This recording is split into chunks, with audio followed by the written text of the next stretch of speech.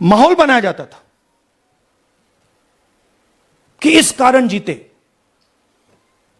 लाडली बहना, पुलवामा, सिंदूर, narrative creation. दोस्तों नमस्कार। दोस्तों, हमारे देश में होने वाले चुनाव को लेकर पिछले लंबे समय से चुनाव में धांधलियां होने की आरोप विपक्ष लगाता रहा है और इन आरोपों पर सत्ता पक्ष भाजपा हो या उनके गठबंधन एनडीए या चुनाव आयोग उन आरोपों पर कन्नी काटता रहा है, उस आरोपों को बेबुनियाद और गलत बताता रहा है। लेकिन आज इन आरोपों के ऊपर जो कुछ हुआ वो कहीं ना कहीं पूरे देश की आंखें खोल देने वाला है। आज दोपहर में राहुल गांधी ने एक प्रेस कॉन्फ्रेंस की। राहुल गांधी नेता प्रतिपक्ष है, उन्होंने दोपहर के समय एक प्रेस कॉन्फ्रेंस की। उस प्रेस कॉन्फ्रेंस में उन्होंने कई डेटा एक पीपीटी प्रेजेंटेशन के माध्यम से मीडिया के कैमरों के सामने दिखाया। उसमें बताया कि चुनाव में किस तरह की, चुनाव की वोटर लिस्ट में किस किस तरह की गड़बड़ियां हैं। एक ही पते पर एक 1 BHK रूम में 80 लोगों का नाम वोटर लिस्ट में दर्ज है, वो बताया। डुप्लीकेट एंट्री, एक ही आदमी एक से कई बार एक ही गांव में एक ही वोटर लिस्ट में तो ठीक है, एक से अधिक स्टेट में वोटर लिस्ट में उसका नाम है, वो उन्होंने बताया। जिसमें उन्होंने साफ तौर पर डेटा बताया है कि महाराष्ट्र, कर्नाटक और उत्तर प्रदेश में एक ही वोटर कैसे हो सकता है। और भी राहुल गांधी ने कई खुलासे किए। राहुल गांधी ने 1.5 घंटे की प्रेस कॉन्फ्रेंस आयोजित की, जिसमें शुरू में उन्होंने अंग्रेजी में शुरुआत की, बाद में उन्होंने हिंदी में भी उसका ब्यौरा दिया। राहुल गांधी के ये आरोप पिछले लंबे समय से विपक्ष पूरा समूचा इसका आरोप लगाता रहा है कि चुनाव में गड़बड़ियां हुई है। खासकर महाराष्ट्र विधानसभा चुनाव के नतीजे जब आए थे तब चुनाव में गड़बड़ियों को लेकर काफी बातें कही गई। उसके बाद कहीं ना कहीं हर बार चुनाव आयोग खुद को अपने आप को बचाते दिखाई दिया और खुद को सही साबित करते दिखाई दिया। लेकिन अब राहुल गांधी ने जिस तरह से डेटा मीडिया के सामने रखा है और उन्होंने बताया, शो किया कि किस तरह की गड़बड़ियां चुनाव वोटर लिस्ट में है, उसके बाद अब सवाल यह है कि क्या इसकी जांच होगी? क्या वाकई में इन आरोपों पर जो राहुल गांधी ने लगाए हैं सरकार गंभीरता से जांच कराएगी, या जिस तरह से भाजपा पर आरोप लगता है कि भाजपा और चुनाव आयोग की सांठगांठ से इलेक्शन में जीत भाजपा की और एनडीए की होती है, क्या वो बात आगे सही साबित होगी? तो ये भविष्य की गर्त में है।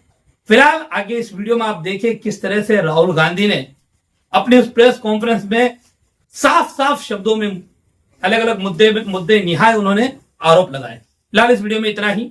नमस्कार, जय हिंद, जय महाराष्ट्र। हमें सस्पेशन था, नेक्स्ट स्लाइड, हमें सस्पेशन था, करोड़ों लोगों को सस्पेशन था कि दाल में क्या कुछ ना कुछ काला है। बीजेपी को एंटी इनकम्बेंसी नहीं लगती थी। ओपिनियन पोल, एग्जिट पोल कुछ कहते थे, रिजल्ट कुछ और आता था। हरियाणा, महाराष्ट्र, मध्य प्रदेश उदाहरण, माहौल बनाया जाता था कि इस कारण जीते। लाडली बहना, पुलवामा, सिंदूर,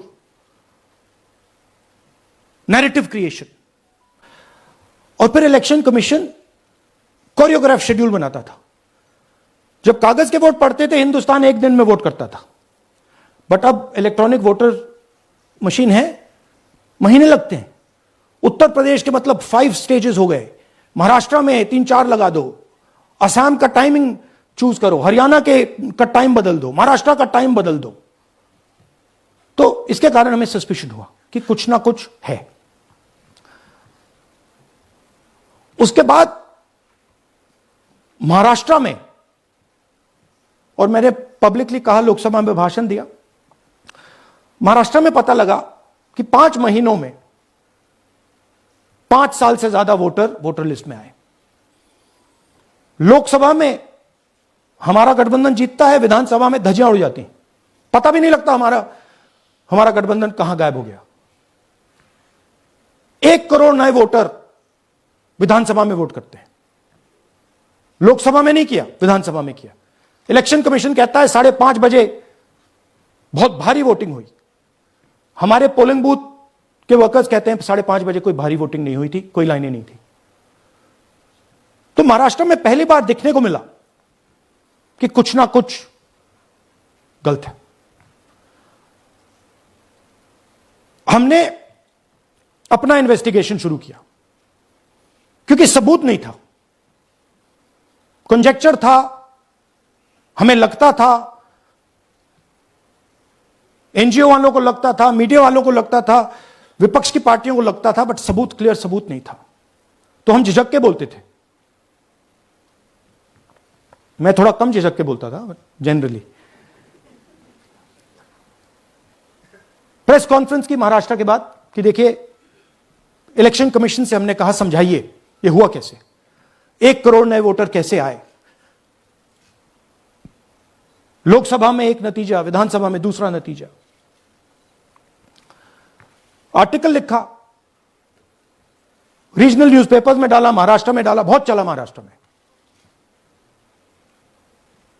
क्योंकि लोगों को यह फीलिंग थी कि कुछ ना कुछ यहां पे गलत हुआ है। तो फिर हमने कहा ठीक है, चलिए सबूत निकालते हैं, सबूत ढूंढते हैं।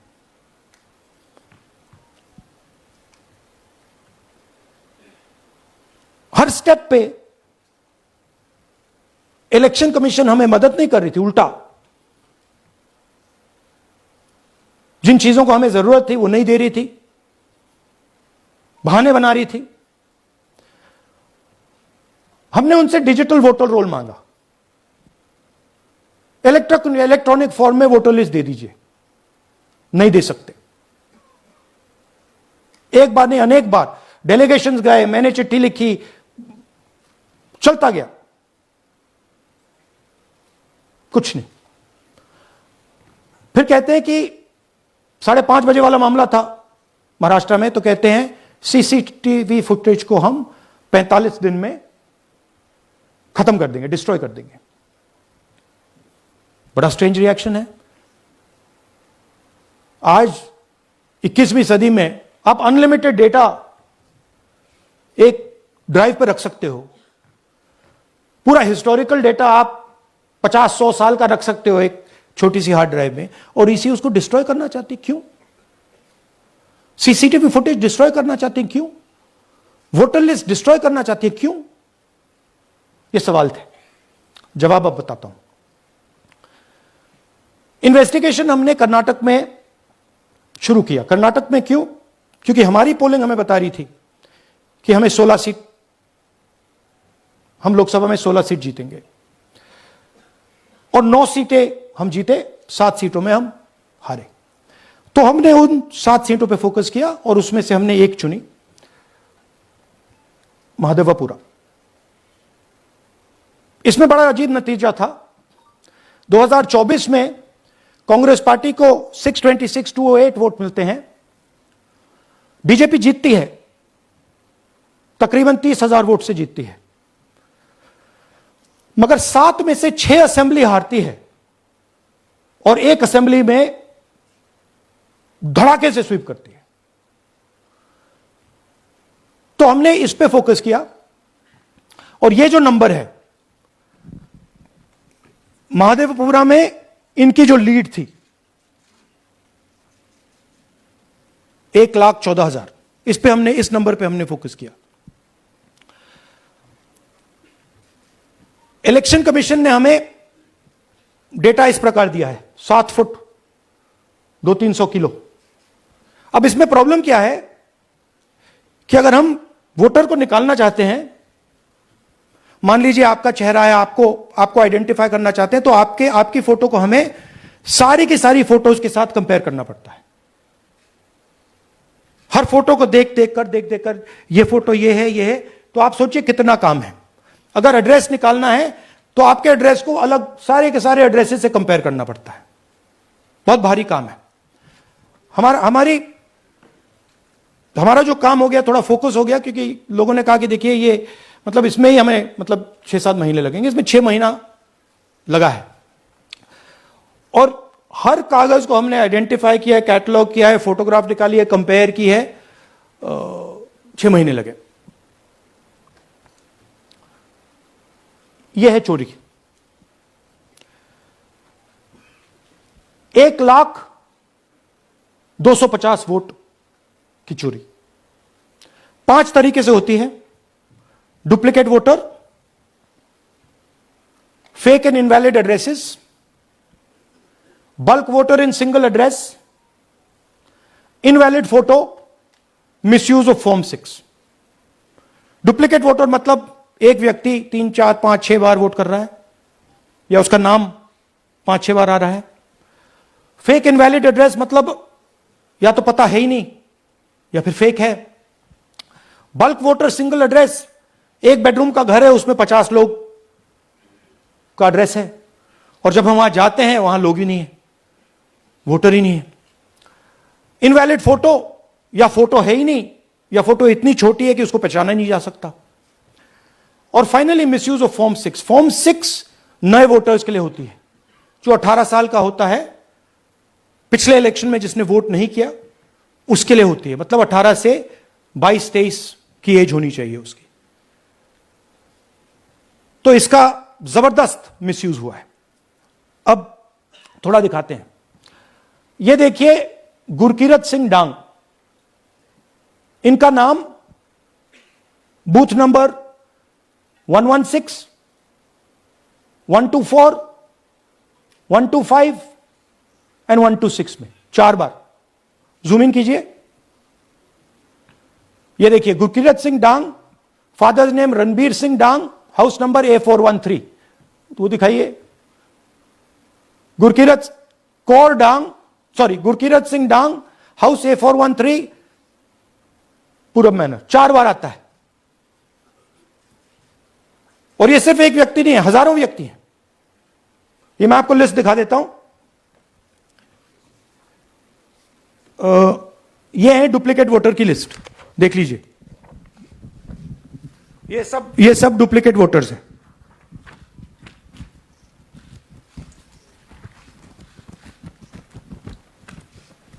इसके बाद नेक्स्ट, ये देखिए, ये एक और डुप्लीकेट वोटर। नहीं, थोड़ा पीछे ले जाओ, जूम आउट। ये आदित्य श्रीवास्तव जी हैं।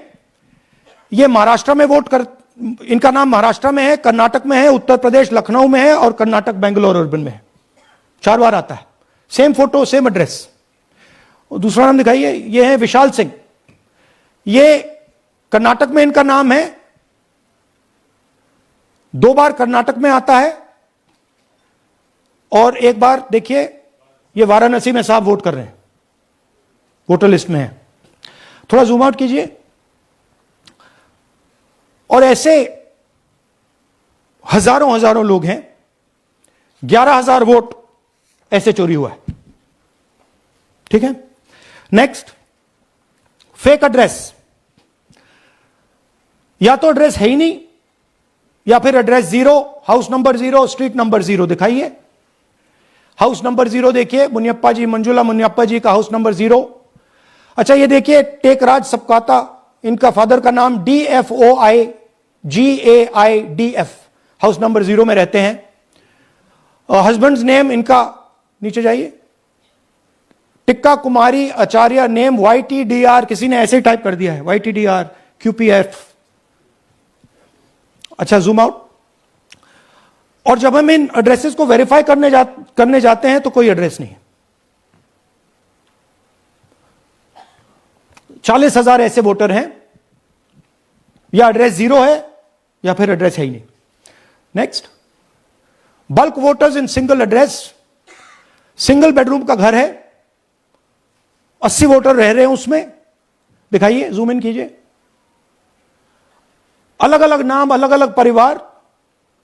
और जब हम वहां जाते हैं हमें बताया जाता है यहां पे 80 लोग नहीं रहते, यहां पे ये लोग हैं ही नहीं, कोई नहीं जानता इनको। ये है बूथ नंबर 366 पे वही कहानी। ये देख लीजिए, छोटा सा 1 बेडरूम का घर है। जूम इन कीजिए। ये सब लोग इलेक्शन कमीशन के मुताबिक ये सब लोग इस घर में रहते हैं, और जब हम वहां जाते हैं एक भी नाम नहीं मिलता, और वहां के लोग कहते नहीं ऐसे, इन लोगों को हम नहीं जानते। Zoom out. 10,000 से ज्यादा वोटर सिंगल एड्रेस में गए। नेक्स्ट,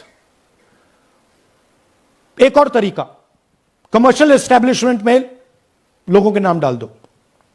यह एक ब्रूअरी है कर्नाटक में, 68 वोटर्स इसमें हैं, मगर जब हम वहां जाते हैं पूछते हैं भैया ये हैं कौन, कहां है, नो आइडिया, डोंट एग्जिस्ट।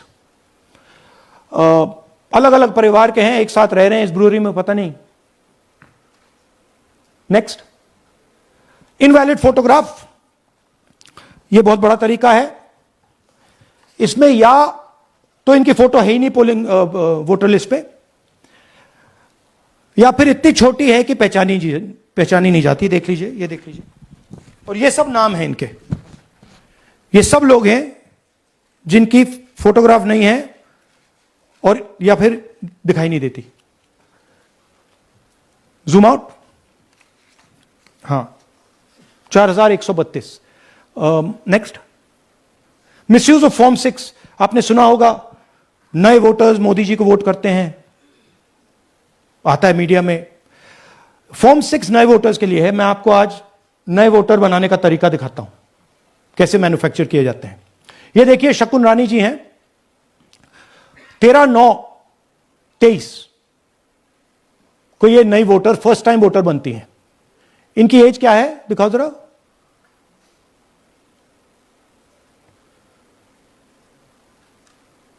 अ, 70 साल की हैं। और ये देखिए कैसे किया गया है। 2 बार अप्लाई करती हैं, पहली बार 13/9, दूसरी बार 31/10। इसमें उनकी फोटो जूम आउट है, इसमें उनकी फोटो जूम इन है। ऊपर देखिए फर्स्ट नेम शकुन, सरनेम रानी। यहां देखिए सरनेम है ही नहीं, फर्स्ट नेम शकुन रानी। और ये देख लीजिए साइड पे इन्होंने 2 बार ही वोट किया है। अब पता नहीं इन्होंने किया है किसी और ने किया है, बट 2 बार इस आईडी कार्ड पे 2 बार वोट लगा है। वो जो टिक है वो पोलिंग बूथ के ऑफिसर की है। इसीलिए सीसीटीवी को डिस्ट्रॉय किया जा रहा है, क्योंकि वो ये हमें पता ना लगे कि शकुन रानी जी है ही नहीं, या फिर कोई और 3-4 बार वोट कर रहा है। और दिखाइए, तो इस प्रकार से बेंगलोर का चुनाव चोरी किया गया। 2-3 और चीजें। हरियाणा का इलेक्शन देखें तो कांग्रेस पार्टी और बीजेपी के बीच में तकरीबन 22,000 वोट का फर्क था टोटल स्टेट में। एक असेंबली में इन्होंने 1 लाख वोट चोरी किए। तो आप इमेजिन कीजिए, स्केल समझिए। एक असेंबली में तकरीबन 12 से 15% वोट इन्होंने मैन्युफैक्चर कर दिया। तो अगर चुनाव में 2-3%, 4% की मार्जिन चल रही है तो वो तो गया, राइट। और हमने ऐसा पैटर्न आइडेंटिफाई किया है देश में, जहां पे एक सीट पे धड़ाके से बीजेपी स्वीप करती है, या 2 सीटों पे धड़ाके से स्वीप करती है। बाकी सीट में नेचुरल कंपटीशन चल रहा है, और फिर सडनली एक सीट में जैसे यहां हुआ स्वीप हो जाती है और पूरा चुनाव चला जाता है। आखिरी बात, नरेंद्र मोदी 25 लोकसभा सीट के कारण प्रधानमंत्री हैं।